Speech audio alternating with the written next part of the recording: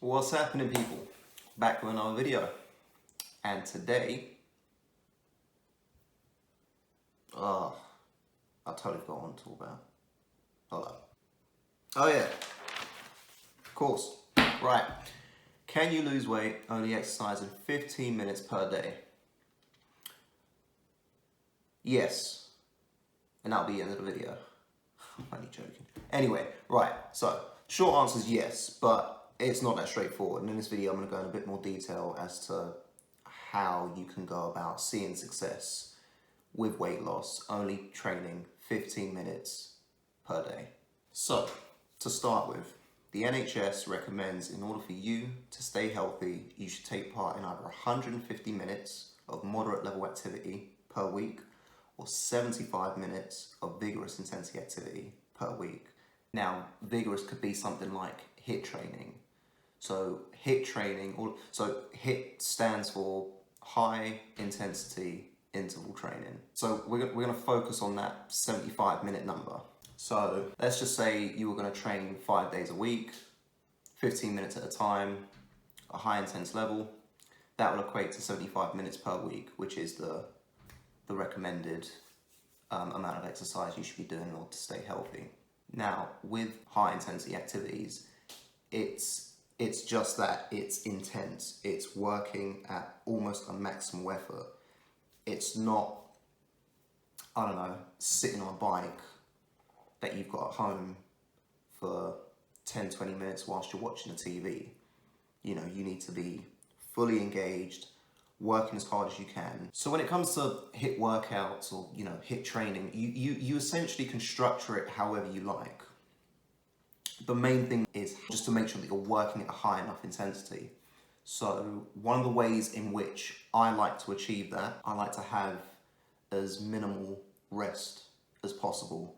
This is just so, you know, the workout's nice and intense, keep my heart rate elevated. You don't necessarily have to do it that way. If you want, you can have slightly longer rest periods, particularly if your work period is a little more extended. The main thing with HIIT workouts is they elevate your heart rate, and it's all about trying to keep your heart rate elevated. So just to kind of, I guess, give you an example, just so it's a bit clearer. So let's just say you start off with burpees for 30 seconds. So for 30 seconds, working as hard as you can, followed by a 10-second rest period. After that's done, maybe 30 seconds of push-ups. Again, followed by another rest period of 10 seconds, and then you could put in, I don't know, another 3-4 exercises if you wanted to. At the end of all those exercises, you'd have like an extended period of rest, so maybe like 30 seconds or possibly a minute. Again, this will kind of depend on your ability levels and how hard you want to work and how hard you want to push yourself, and also how intense the workout is itself.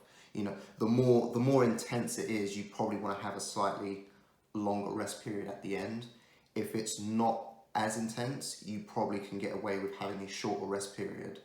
So again, it just depends on how you'd like to do it. It's worthwhile, you know, trying different types of HIIT workouts, because they can come in many different forms. HIIT training can also come in the form of, you know, let's say you do have a cardio machine at your house. I don't know, let's just use a rowing machine as an example.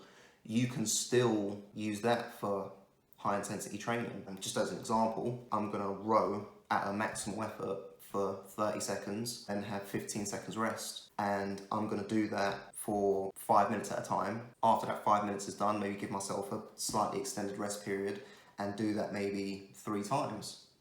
And that will roughly work out to about 15 minutes of work. Another thing that you can do is, you know, things like, you could easily do shuttle runs at the park. No, shuttle runs aren't the most fun, and yeah, they're not my favorite either, but again, it's just another way of training at a high intensity. Or even just like, just interval sprints, like a 20, maybe a 30 interval sprint. So you just sprint 20, 30 meters, walk back to the start, sprint 20, 30 meters again, and do that maybe for about like 10 rounds. Have an extended rest period, go for another 10 rounds. I've done that before, that works quite well. Yeah, so there's, you know, HIIT training can come in many different forms. Again, like anything, you want to find what I guess what you're good at, what you enjoy, what works for you, what you can see yourself implementing implementing into your lifestyle for the long term. So yeah, you know, give all of it a try.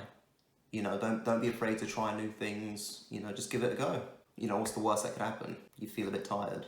You know, just give it a go. Oh, I keep saying I'm gonna like record some HIIT workouts, and I keep pushing it to the side.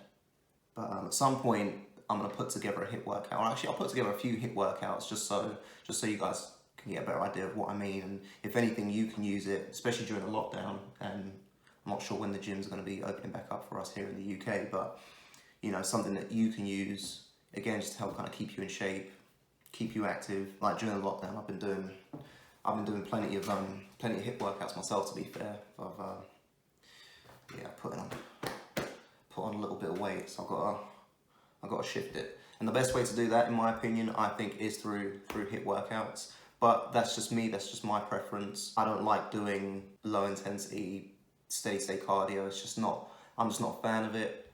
I've never liked it. I'm not particularly that good at it either.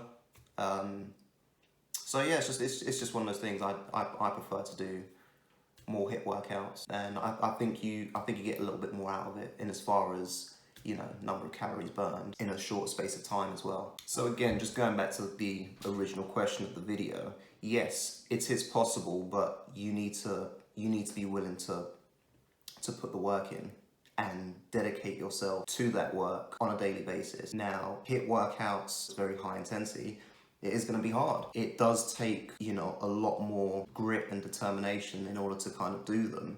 It does take a little bit of practice. It does take a little bit of getting used to.